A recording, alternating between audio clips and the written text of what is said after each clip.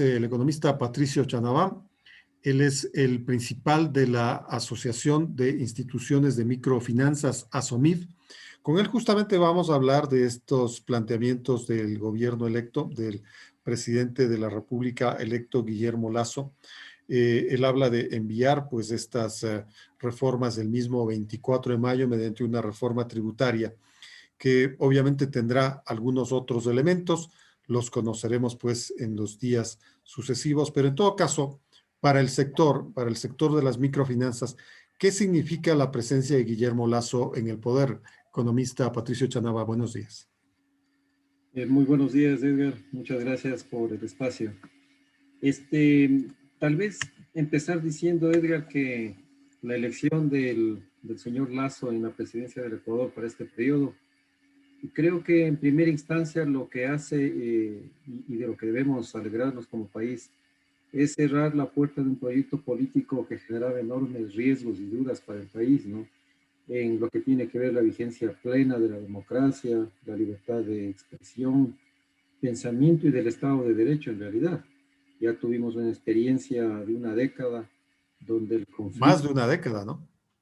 más de una década en verdad, en donde el conflicto era el pan de todos los días y eso tenía un efecto nocivo tremendo para la economía y para la calidad de las personas. Vivimos un poquito de la burbuja de los precios de los altos de los commodities y luego volvimos al mismo subdesarrollo de siempre y con números de desempleo y pobreza muchos más grandes, claro, ahora motivados mucho más por el tema de la pandemia. Así que creo que la elección del señor Lasso abre una expectativa muy positiva para el país. De hecho, el riesgo país, como todos vimos, tuvo un bajón fuerte de unos 830 puntos inmediatamente que se conoció su elección, lo cual quiere decir que el mundo financiero externo ve con expectativa positiva y con la seriedad de una propuesta económica que podría sacarle adelante al país. Pero esa expectativa debe capitalizarla el gobierno, el nuevo gobierno, de manera rápida, ¿no? Esa expectativa positiva hay que tomar las medidas necesarias y oportunas para lograr la reactivación productiva, que es lo más importante ahora en el país, y generar mayor inversión para recuperar y obviamente mejorar los niveles de empleo de la población. Creo que el tema de los más importantes hoy por hoy es recuperar los niveles de empleo de esa inmensa cantidad de gente que se ha quedado sin su fuente de ingresos o ha disminuido tremendamente como efecto de la paralización de las actividades por la pandemia. Ahora, Guillermo Lasso, particularmente en esta segunda vuelta, él aludió muchísimo a los microempresarios y particularmente a los emprendedores.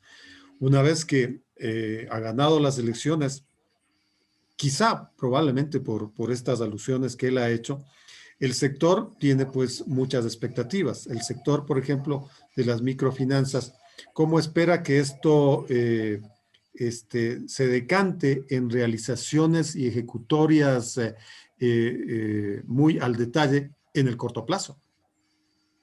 Bueno, creemos que tiene que ser visto el problema desde dos ópticas fundamentales, ¿no? Desde la oferta de servicios financieros y productos financieros en general para el sector de la microempresa en el país. Consideremos que la microempresa en el país representa más del 90% del número de empresas. Si bien en el número de empleos, la gran empresa es la que genera mayor cantidad de empleo, pero la microempresa, por su efecto multiplicador en mano de obra no calificada, representa un número importantísimo de las ventas y del empleo en el Ecuador. Entonces, tenemos que tener presente ese impacto en la economía para poder, digamos, diseñar políticas adecuadas al respecto. Entonces, desde la oferta de servicios y productos financieros para poder cubrir la mayor cantidad de la demanda de los servicios financieros y en especial del crédito, que es lo fundamental que necesita el sector de la microempresa para poder desarrollarse en esta oportunidad. En el medio, claro, tiene que materializarse, digamos, esta propuesta que ha efectuado el nuevo gobierno respecto de los tributos, de los impuestos para los microempresarios. hay un... Esta eliminación del 2% a los Exacto, microempresarios, que exacto. muchos de ellos se han pronunciado, el propio sector también lo hizo asumir, no ha sido precisamente beneficiosa para la economía de las pequeñas empresas, que algunas de ellas incluso quebraron y sin embargo tuvieron que pagar en enero este tributo. Sí, porque un poco el impuesto este que está vigente más grava el ingreso que la utilidad, ¿no? Y ese es un error de concepto porque el ingreso puede Ahí se ser desnaturaliza el criterio de impuesto. El impuesto es sobre la utilidad, no sobre el ingreso sobre la total. renta. Claro, Claro, sobre el ingreso ya es una especie de confiscación, digámoslo así, de las ventas que pueden tener las empresas, ¿no? así es. Esto le hace mucho daño al microempresario, más aún al microempresario que tiene poca capacidad de financiarse, poca capacidad de liquidez o de guardar recursos para estos imponderables. Entonces, nos parece que eso va a materializar el nuevo gobierno en eliminar este impuesto y crear un sistema, eso lo ha dicho, ¿no? Un sistema simplificado de impuestos para el microempresario. Vamos a ver la propuesta cuando se plantee para ver qué efectos positivos puede tener. Pero esa visión integral es la que le ha hecho falta al Ecuador en cuanto al desarrollo de la microempresa. Tenemos de la población, Edgar, de la población en edad de trabajar, más de 15 años, el 51%, el 50% hablemos, de la mitad no tiene servicios financieros en el país. Estamos hablando de cerca de 6 millones de personas y dentro de ellos están la inmensa cantidad de microempresarios que pocos tendrán acceso a un crédito regulado, un servicio financiero de una entidad financiera regulada, sea cooperativa o banco, y muchos tendrán que recurrir al churco para financiar sus actividades. Eso hemos visto en noticias permanentes en la prensa, cómo se ha incrustado, se ha vuelto a tener una presencia importante el churco en los mercados, en los negocios pequeños, generando un problema no solo de ingresos en la economía familiar de esta gente, sino de seguridad personal, porque lamentablemente la usura está muy relacionada con esta especie de mafias y que le hacen tremendo daño al país. Entonces, creo que ahí tiene una tarea muy importante el nuevo gobierno, como asumir.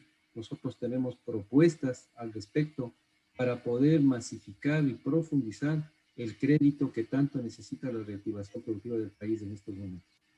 Cuando se le ha escuchado a Guillermo Lasso en la campaña para la segunda vuelta hablar de que el Banco de Fomento deberá dar a los emprendedores créditos de 30 años plazo y con el 1% de interés, el sector de las microfinanzas no veía un poquito con recelo ese tipo de propuestas. Nos recuerdan, por ejemplo, a las que ya no fueron propuestas, fueron ejecutorias del gobierno de Rafael Correa, recuerde usted, el 555, que después se convirtió en un caos total y que perjudicó tanto a los sistemas crediticios como a las propias personas que pidieron los créditos. Así es, lamentablemente la experiencia de banca de primer piso de la banca pública tiene una historia nociva en la profundización del crédito del país, ¿no? Cuando la banca pública quiere ser competencia de la banca y de las cooperativas en el sector privado o de la economía popular y solidaria, crea estas distorsiones porque lamentablemente el hacer banca de primer piso, otorgar el crédito directamente por parte de la banca pública, no guardan criterios, digamos, técnicos y de sostenibilidad, porque una cooperativa, un banco, tienen que ser sustentables al otorgar un crédito, porque tienen que seguir viviendo, porque tienen que recuperar el crédito o la mayoría del crédito recuperar para seguir otorgando más operaciones y seguir teniendo presencia en el mercado. Una banca pública lamentablemente no tiene esa responsabilidad sentido, porque el Estado está siempre atrás y todas las pérdidas que ha generado el Banco de Fomento tiene una historia impresionante de capitalizaciones por parte del Estado, capitalizaciones de 500 millones, 600 millones, 500 millones. Hay una historia enorme de desangre para el fisco a través de estas capitalizaciones, porque el Banco de Fomento ha otorgado operaciones directas más con fines políticos que técnicos. Ha perdido la cartera y la banca pública no quiebra porque es del Estado, pero el Estado atrás ha estado poniéndole dineros que pagamos los ecuatorianos a través de impuestos y cubriendo estas déficits. ¿Qué tiene que hacer el nuevo gobierno? Es identificar intervenciones dirigidas, directas, a través de la banca pública para generar el crecimiento de microempresarios, tal vez en su primer emprendimiento. Tal vez esa es la tarea de la banca pública, ayudar con criterios técnicos a surgir en los primeros emprendimientos a los microempresarios, para que una vez que haya logrado ese crecimiento sostenible, puedan tener acceso a un tipo de crédito ya de más largo plazo. La banca pública y el Estado también deben profundizar las líneas de segundo piso. En esta coyuntura, en el mundo se han abierto líneas de crédito multilaterales para ayudar en la reactivación productiva. El Ecuador ha recibido algunos recursos. Está la CFN, está la CONAFIPS, ofertando estas líneas de segundo piso. Pero lamentablemente tenemos algunas restricciones de no entender un poco el mercado del microcrédito, cómo funciona, para que estas condiciones sean más democráticas y puedan entrar todos a requerir estas líneas de segundo piso.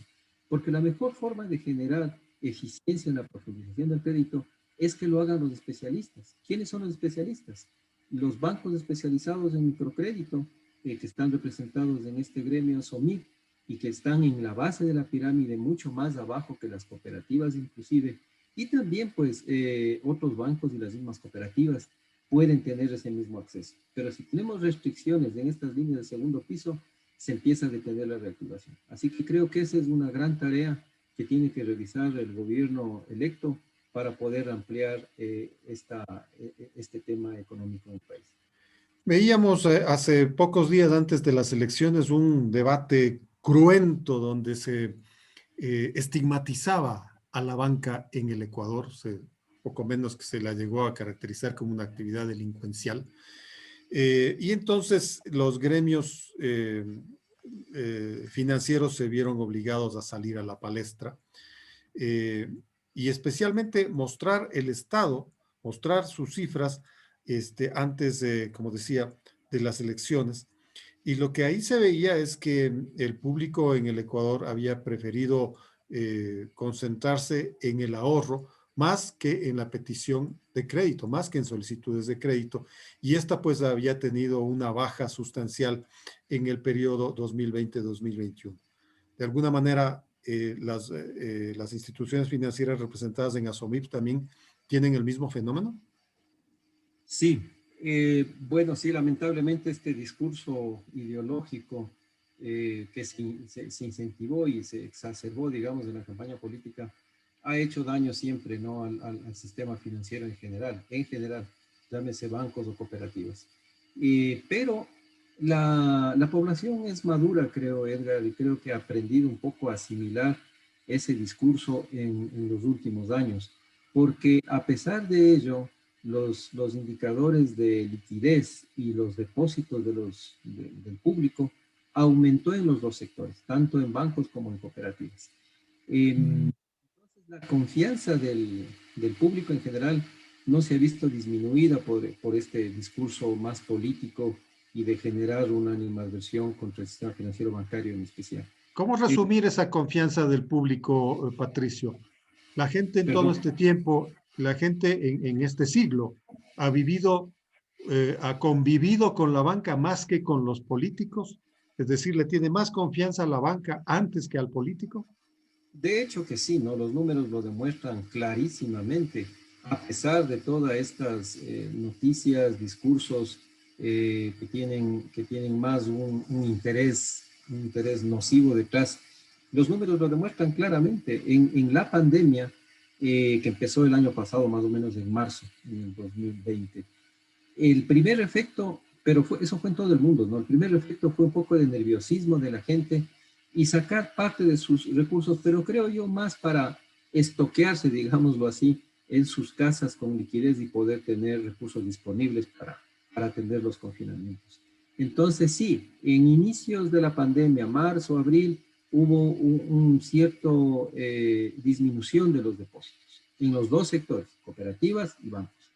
Pero inmediatamente la gente empezó a volver a depositar. Creo que por dos razones desde ahí. Una, porque no disminuyó la confianza del público y vio que en lugar de tener sus recursos en casas, con todo el problema que representa eso, en el colchón bank, regresó nuevamente al sistema financiero a depositar los recursos. Y la otra razón es porque se detuvo la cadena de pagos, ¿no? Y la actividad productiva. El consumo ha bajado, que es uno de los problemas de la economía, el consumo tremendamente deteriorado. Entonces la gente prefirió guardar sus recursos en el sistema financiero.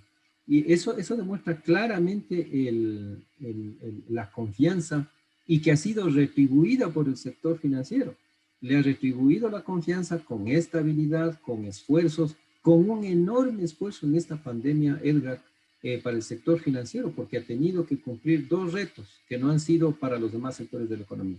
Un reto en mantenerse estables, en no quebrar, en mantenerse vigentes en el mercado, y el otro, ayudar a sus clientes. Entonces, los esfuerzos del sistema financiero han sido enormes y esos números se ven, por ejemplo, ¿en dónde? En el estado de pérdidas y ganancias. Los políticos dicen que está bien que los bancos pierdan, las cooperativas también lo han hecho, ¿no?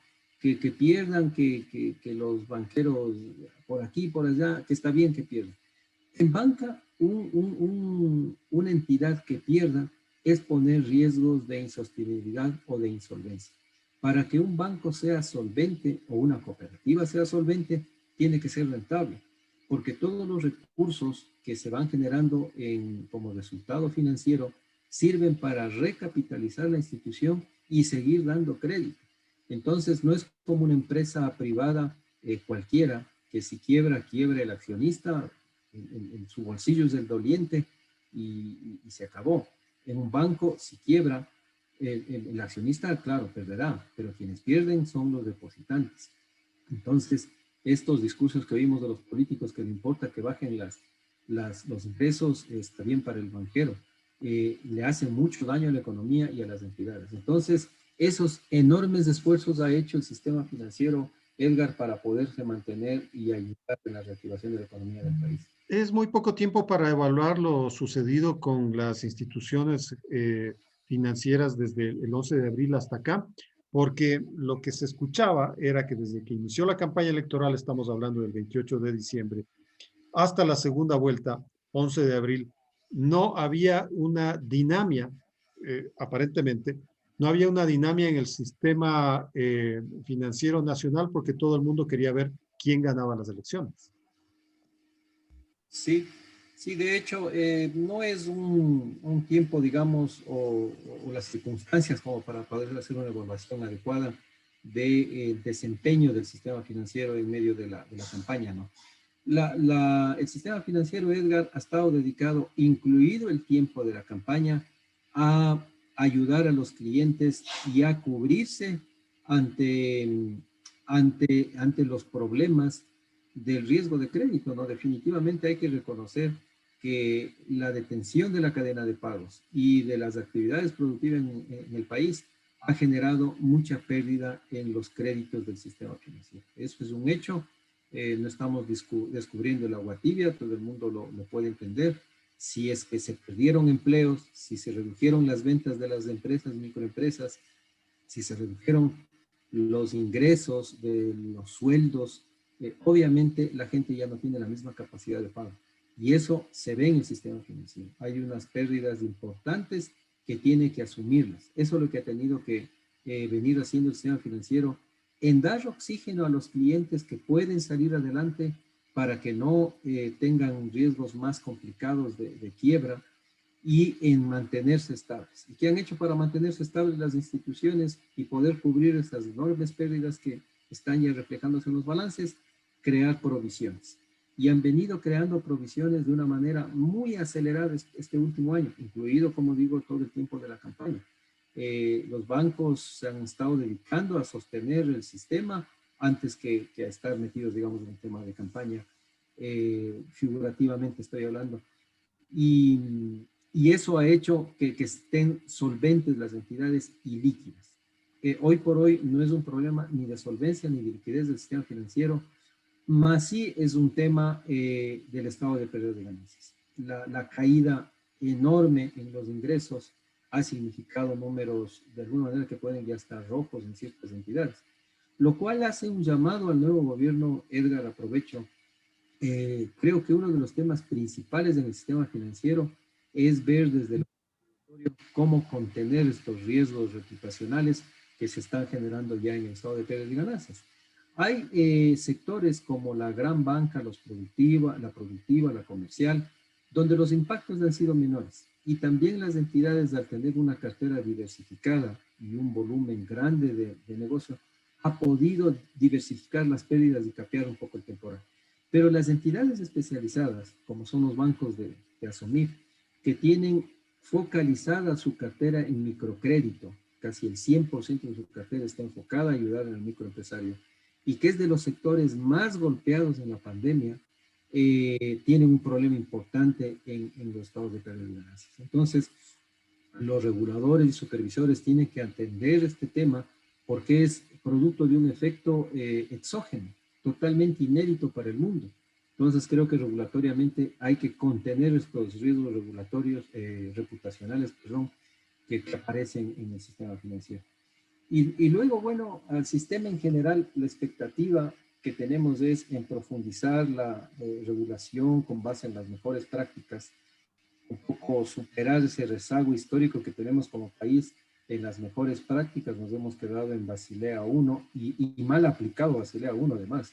Ahora cuando ya tenemos Basilea 3 y la mayoría de países han adelantado sus regulaciones en torno a esas mejores prácticas. Dado que sus recursos están en el Banco Central, Patricio, ¿cómo observa el tratamiento de esta ley de defensa de la dolarización? Ayer se aprobó el informe para segundo debate. La ley deberá tratarse hasta el próximo domingo, si no me equivoco, para que no pase por el Ministerio de la Ley. ¿Cuál es la importancia para el sector de microfinanzas de esta ley? Bueno, creo que para todo el sistema financiero y para toda la economía es una garantía que tengamos un banco central más sólido y con ciertos límites en cuanto al uso de sus recursos, ¿no? El Banco Central es el depositario de los fondos públicos, de todo el sistema público, de los GATS y de los recursos del encaje del sistema financiero. Esos recursos tienen que ser resguardados con criterios principalmente de seguridad, de liquidez y al último de rentabilidad. Esos son los criterios principales del uso de los recursos del Banco Central.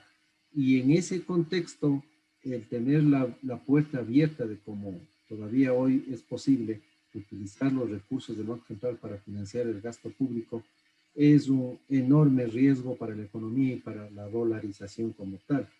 Entonces, el proyecto de ley lo vemos con buenos ojos.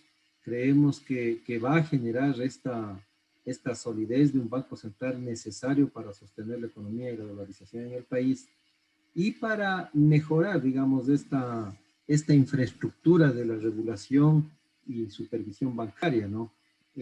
Por ejemplo, la Junta Monetaria actualmente, y así fue creada, más con una visión, sus miembros son los ministros de Estado, y la Junta necesita una infraestructura técnica, necesita miembros técnicos. Eso está promoviendo este nuevo proyecto de ley.